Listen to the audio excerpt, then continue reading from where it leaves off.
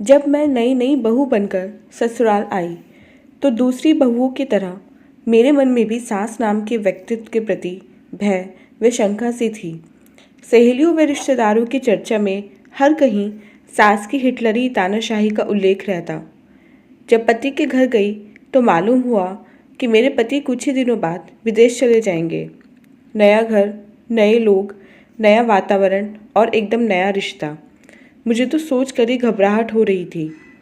कुछ दिनों का साथ निभाकर मेरे पति नरेन को दूर देश रवाना होना था। इसी क्षण मुझे सासू माँ का पहला रंग स्पष्ट रूप से ज्ञात हुआ। आवश्यक रीति रिवाज व पार्टी वगैरह के बाद सासू माँ ने ऐलान किया कि आज से 2 माह के लिए बहू उषा और नरेन दोनों उस संस्था के मकान में रहने चले जाएंगे जहाँ नरेन काम करते हैं। नरेन द्वारा आनाकानी करने पर वे दृढ़ शब्दों में बोली, उषा को समय देना तुम्हारा पहला कर्तव्य है। आखिर तुम्हारी अनुपस्थिति में वह तुम्हारी यादें लेकर ही तो यहाँ शांति से रह पाएगी। विदेश यात्रा के 2 दिन पूर्व हम लोग सासू माँ के पास आए। 26 साल तक जो बेटा उनके तन मन का अंश बनकर रहा, उस जिगर के टुकड़े को एक अनजान लड़की को किस सहजता से उन्होंने सौंप दिया, यह सोचकर मैं अभिभूत हो उठी। नरेन को विदा कर हम लोग जब लौटे तो मेरी आंखों के आंसू अंदर ही अंदर उफन रहे थे। सोच रही थी फूट फूट कर रो लूं, पर इतने नए लोगों के बीच यह अत्यंत मुश्किल था। रास्ते के पेड़ पौधों को यूं ही मैं देख रही थी। अचानक मैंने सासू माँ का हाथ अपने कंधे पर महसूस किया। सासू माँ के स्पर्श ने मेरी भावनाओं के सारे बंधन तोड़ दिए। मैंने अपना सिर उनके गोद में रख दिया और आंसुओं को बह जाने दिया। अब मुझे कोई भय, कोई संकोच, कोई दुविधा न थी। सासू माँ की ममता के रंग ने मुझे आश्वस्त कर दिया था। मैं अकेली नहीं हूँ, मेरे साथ मेरी माँ है। सासू माँ का दूसरा रंग मैंने छोटे देवर की शादी में देखा। बारात विदा होने से पहले लक्ष्मी पूजन का कार्यक्रम था। वधू पक्ष द्वारा लिया गया सजा सजाया हॉल, साजो सामान सब उन्होंने नकार दिया और अपनी ओर से पूरा खर्च कर लक्ष्मी पूजन संपन्न किया। उनके अंदर के हठ का रंग मुझे करीब 10 वर्ष बाद देखने को मिला। ससुर जी ने मकान बनाने के लिए जो योजना बनाई थी, वह सिवा सासू माँ के सबको पसंद थी। ससुर जी 4 शयन कक्षों और एक हॉल वाला 2 मंजिला बंगला बनवाना चाहते थे। नीचे 2-2 शयन कक्ष और रसोई घर वाले फ्लैट और ऊपर 2 शयन कक्ष के साथ एक बड़ा हॉल रसोई समेत बनवाया जाए। नीचे बगीचे और गैरेज के लिए जगह रखी जाए। एक दिन ससुर जी कागजों का एक पुलिंदा लाए और बोले, लो वसंती, तुम्हारी इच्छा अनुसार मकान का नक्शा बनवा कर लाया हूँ। अब उठकर मेरे साथ कुछ खा पी लो। सासू माँ के चेहरे पर विजय की एक स्निग्ध रेखा उभर आई। इस घटना के वर्षों बाद मुझे अपनी सासू माँ के सत्याग्रह का असली अर्थ समझ में आया।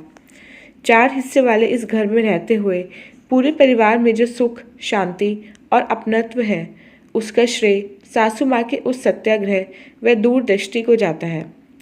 सासू माँ के अंदर की ईर्ष्या का रंग तब अचानक ही उभर आता जब नानी सास हमसे मिलने आती, हमारे लिए तरह तरह के कीमती उपहार लाती। महंगी साड़ी सासू माँ को भेंट देती और पूरे समय अपने डॉक्टर बेटे की दौलत, व्यवसाय और प्रतिष्ठा का गुणगान करती। नानी माँ जितने दिन रहती, सासू माँ विचलित और अशांत रहती। किसी का भी दिल न दुखाने वाली सासू माँ का अपनी ही माँ से किया जाने वाला रूखा व्यवहार मेरी समझ से बाहर था। एक दिन हमेशा की तरह मामा पुराण शुरू हुआ था।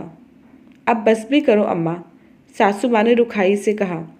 कमाल है, नानी माँ अचकचाकर बोली, सगे भाई की दौलत, खुशी की तारीफ तुझसे सही नहीं जाती। देख रही हूँ तुझे तो कांटा ही चुभ रहा है।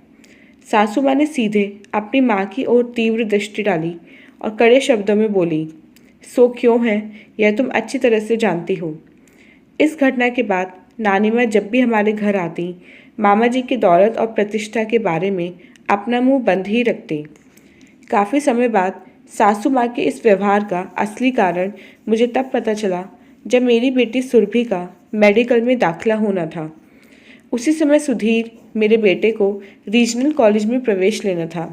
सुरभि और सुधीर दोनों को बाहर छात्रावास में रखकर पढ़ाई का खर्च उठाना संभव नहीं था, लिहाजा हमने सुरभि को घर में रहकर एमएससी करने को कहा। लेकिन सासू माँ ने जब सुना तो बहुत नाराज़ हुई।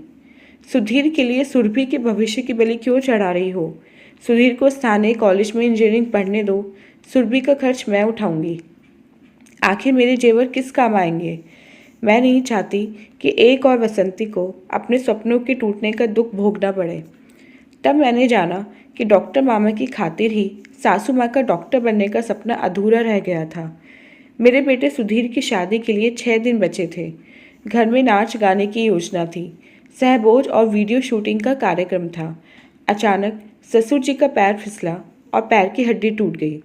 उन्हें अस्पताल में भर्ती कराया गया। जाहिर है ऐसे में सासू माँ को ससुर जी की देखभाल के लिए अस्पताल में ही रहना था। ससुर जी की तबीयत संभलने के तीसरे दिन सासू माँ घर वापस आईं और सन्नाटा व उदास माहौल देखकर बोली, अरे उषा, ये शादी का घर है क्या? ना कहीं रौनक, ना कहीं उत्साह। वह क्या है? मैं दुविधा में बोली। अब रहने भी दे। 2 दिन के लिए मैं घर छोड़कर क्या गई, सबके सब एकदम सुस्त हो गए। वे नाराज़ होकर बोली। फिर नरेंद्र से बोली, तेरे पिताजी की तबीयत अब ठीक है, आज तुम दोनों भाई उनके साथ रहना, मैं कल सुबह अस्पताल आऊँगी। घर में 2-2 बहुएं हैं, 2-2 लड़कियां हैं, पर शादी का घर तो एकदम भूत घर जैसा लग रहा है। मेरे पोते की शादी में ऐसी खामोशी क्यों भला? ऐसा खुशी का मौका क्या बार बार आता है? फिर क्या पूछना, उस रात ऐसी महफिल जमी कि आज तक भुलाई नहीं भूलती। देर रात तक संगीत समारोह की रौनक रही। सासू माँ खुद खूब नाची और हर एक को उठा उठाकर हाथ पकड़कर खूब नचाया। सुबह हुई तो स्नान करके वे अस्पताल के लिए चल दी। मैं उनकी ममता और स्नेह से अभिभूत थी। अपने दुख, अपनी चिंता, परेशानी को छिपाकर उन्होंने किस तरह मेरी खुशी को महत्व दिया था, उसे मैं कभी नहीं भूल पाती। उत्साह का वह रंग कभी कभार आज भी उनमें उभर आता है।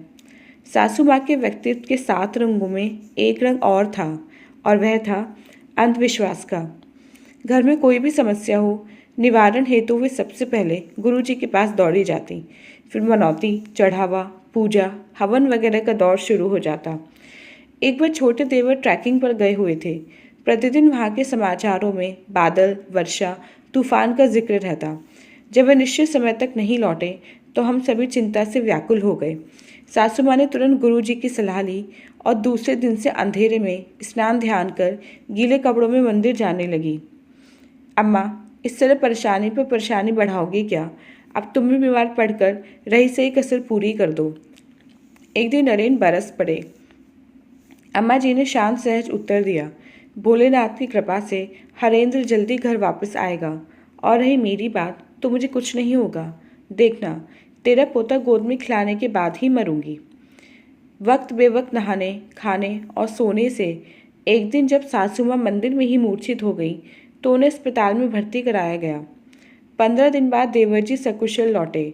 आते ही सासू माँ ने उन्हें गले लगा लिया और भाव विभल स्वर में बोली, मेरे भोलेनाथ की कृपा से तुम मौत के मुंह से लौटे हो।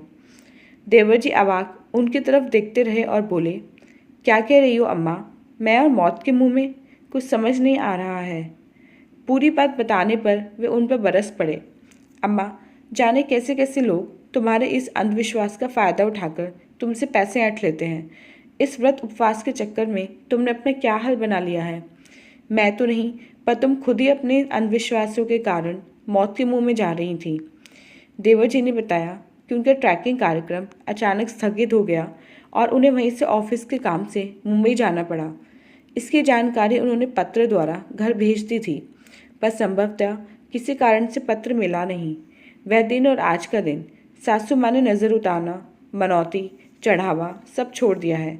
अपनी इतनी पुरानी मान्यता को छोड़ पाना उनकी दृढ़ता का ही परिचायक था।